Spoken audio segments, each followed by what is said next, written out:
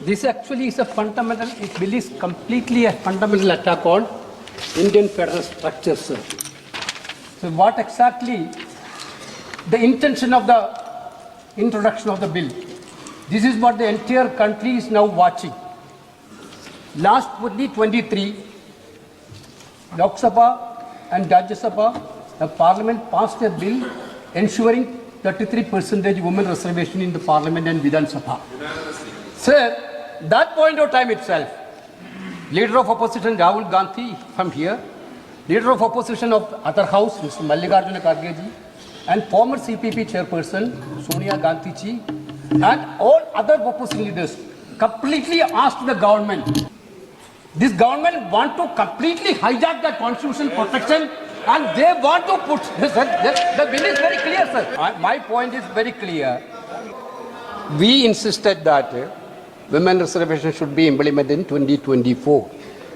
You brought a bill that women reservation will be implemented after the census and census after delimitation. This is by the government only, not from opposition. Now you are telling delimitation census is not possible before 2029. Therefore, you have a better example in Assam.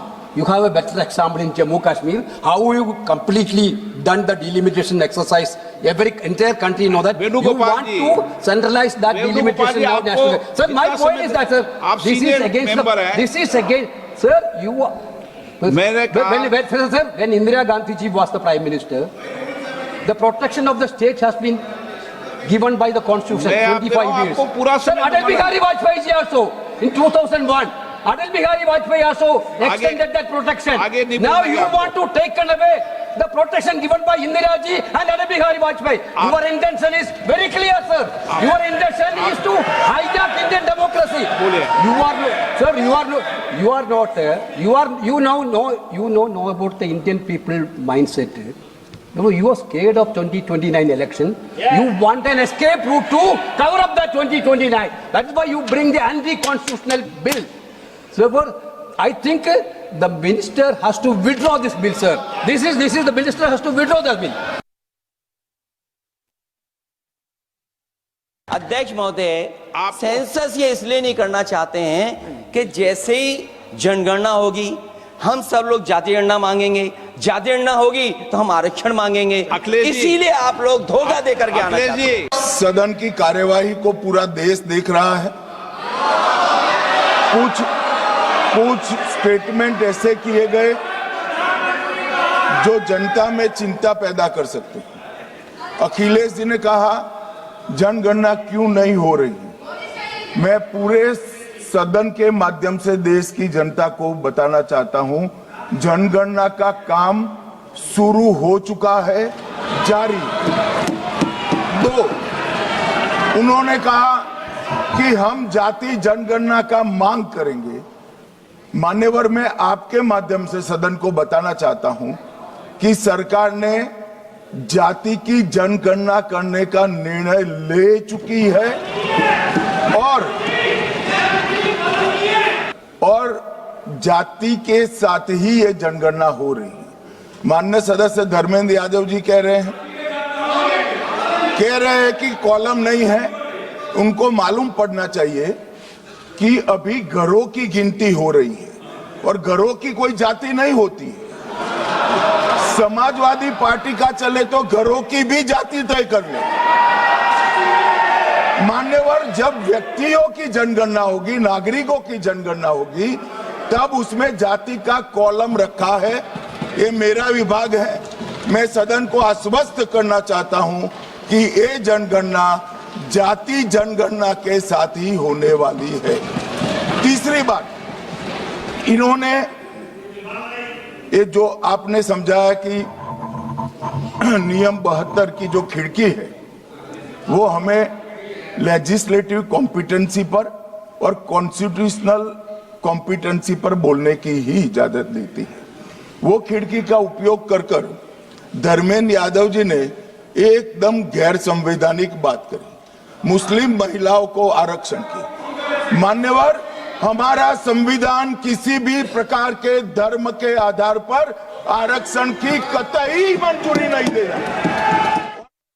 शुद्धि के अध्ययन correction के आधार पर मत विभाजन का परिणाम इस प्रकार है। आवश्यकता होगी तो करेक्शन और डिटेल में जाके कर सकते हैं। पक्ष में 251, विपक्ष में 185। बहुमत प्रस्ताव के पक्ष में है।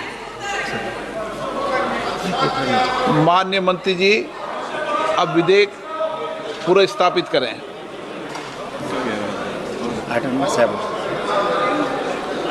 नंबर 7।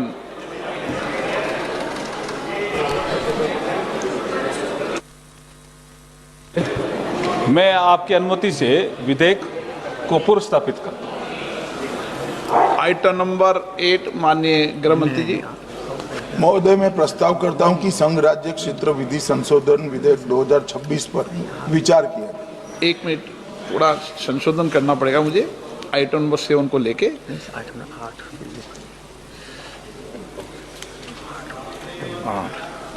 प्रश्न ये कि विधेयक को पुनर्स्थापित करने की अनुमति प्रदान की जाए। जो सदस्य इसके पक्ष में हाँ कहें, जो सदस्य विरोध में ना कहें। मेरे विचार में निर्णय हाँ वालों के पक्ष में, हाँ वालों के पक्ष में अनुमति प्रदान की जाती है। माननीय मंत्री जी अब विधेयक पुनर्स्थापित करें। महोदय, मैं प्रस्ताव करता हूं कि संघ राज्य क्षेत्र विधि संशोधन विधेयक 2026 पर विचार किया जाए। पुनर्स्थापित। Item number 9। प्रश्न ये कि विधेयक को पुनर्स्थापित करने की अनुमति प्रदान की जाए। जो सदस्य इसके पक्ष में हाँ कहें, जो सदस्य विरोध में ना कहें। मेरे विचार में निर्णय हाँ वालों के पक्ष में, हाँ वालों के पक्ष में अनुमति प्रदान की जाती है। माननीय मंत्री जी अब विधेयक को पुनर्स्थापित करें। अध्यक्ष महोदय, मैं आपकी अनुमति से विधेयक को पुनर्स्थापित करता हूं। धन्यवाद। Item number 10 Shri Arjun Ram Meghwal.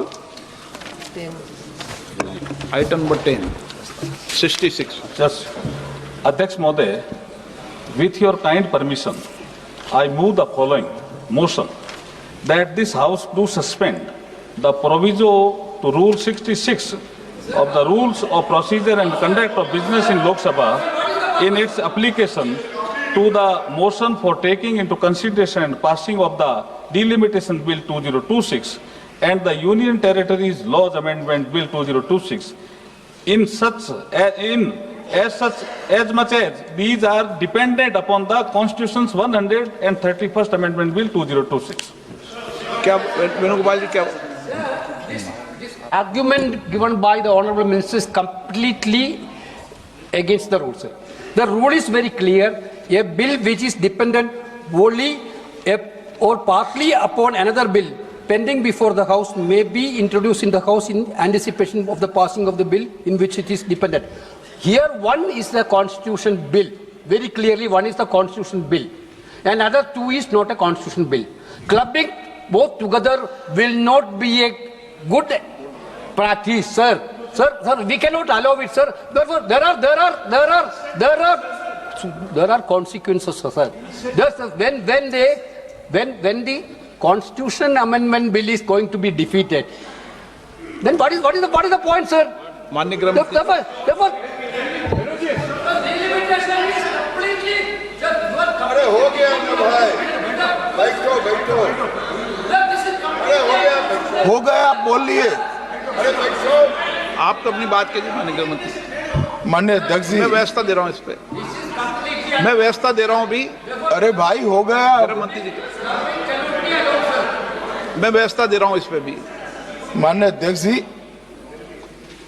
माननीय सदस्य वेणुगोपाल जी ने एक प्रकार से दो मुद्दे उठाए। एक मुद्दा टेक्निकल है कि जो संविधान संशोधन होता है इसमें गण की आपूर्ति अलग होती है और जो कानून होता है उसमें गण की आपूर्ति अलग होती है। सदन के बहुमत के जो रूल्स है, जो नियम बने हैं वो अलग अलग हैं, इसलिए इस पर साथ में विचार नहीं हो सकता। और दूसरा कि जब डिबेट होती है तब संविधान संशोधन पर डिबेट अलग होना चाहिए और बिल पर अलग डिबेट होना चाहिए। माननीय अध्यक्ष जी, ये जो 3 बिल, एक संविधान संशोधन और 2 बिल सदन के सामने अभी प्रस्तुत किए हैं, उसमें से संविधान संशोधन करने के बाद महिला आरक्षण को लॉजिकल एंड ले जाने के लिए ये 2 कानून जरूरी है, इसलिए 2 कानून साथ में लाए गए। एक प्रकार से संविधान संशोधन होने के बाद जो जरूरियात उत्पन्न होती है, उसी में से ये 2 कानून लाने का सोचा गया है। जहां तक उनका सवाल है कि बिल पारित करने में मत का विभाजन अलग अलग होता है, तो अभी हम चर्चा एक साथ में करें, क्योंकि एक कुल मिलाकर एट लेंथ में देखें तो एक ही विषय पर चर्चा होना है। जब आप बिल पारित करोगे तो स्वाभाविक रूप से तीनों संविधान संशोधन में अलग डिवीजन होगा और बिलों की डिवीजन की जरूरत पड़ी तो भी वो अलग होगा। तो इसमें किसी भी प्रकार के औचित्य का भंग नहीं है और कई बार ऐसा हो चुका है, कई बार ऐसा हो चुका है। जैसे नारी शक्ति वंदन अधिनियम में भी ये तीनों बिल एक साथ ही आए थे और इसी सदन ने उनकी सहमति से पास किया, मगर आज सुबह वो विरोध करने का तय कर आए मीटिंग में, इसलिए हर चीज में विरोध ही किए जा रहे हैं।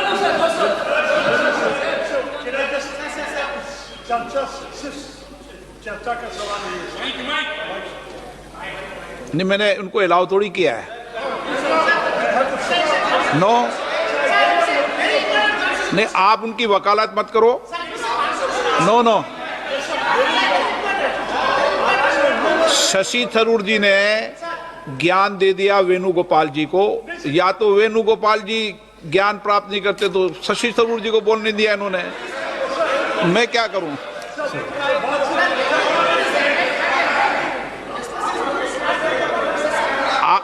आपको बोलना है क्या? आप बोलो, ये राजा जी बोलो। Sir, there are 2 bills. One is constitutional bill.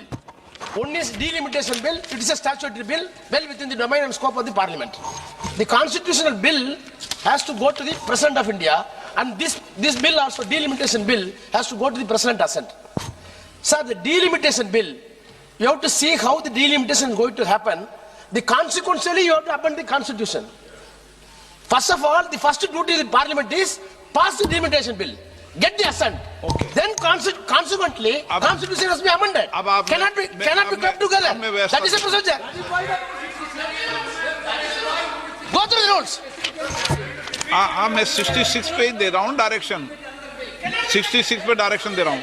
No, 66 पे, चूंकि माननीय मंत्री महोदय ने इस नियम को शिथिल करने का प्रस्ताव रखा है, सभा द्वारा प्रस्ताव पारित करने के बाद सभा दोनों विधेयकों को एक साथ चर्चा कर सकती है।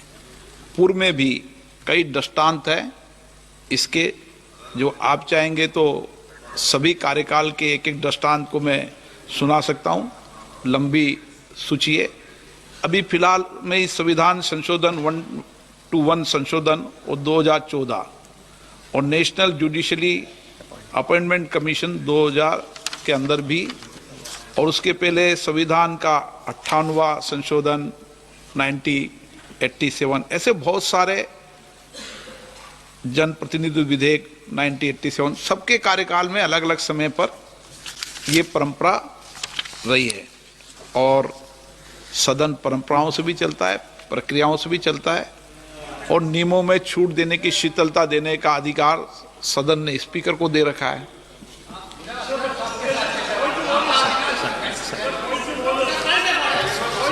पॉइंट ऑफ ऑर्डर इसमें नहीं है। प्रश्न ये है कि माननीय मंत्री जी द्वारा प्रस्तुत प्रस्ताव को स्वीकृत किया जाए। जो सदस्य प्रस्ताव के पक्ष में हाँ कहें, जो सदस्य प्रस्ताव के विरोध में ना कहें। मेरे विचार में निर्णय हाँ वालों के पक्ष में हुआ, हाँ वालों के पक्ष में हुआ, प्रस्ताव स्वीकृत हुआ। लॉबी खोल दी जाए। अब माननीय सदस्य, सदन की मैं मत लेना चाहता हूं कि इस पे कितने घंटा चर्चा चाहते हैं आप।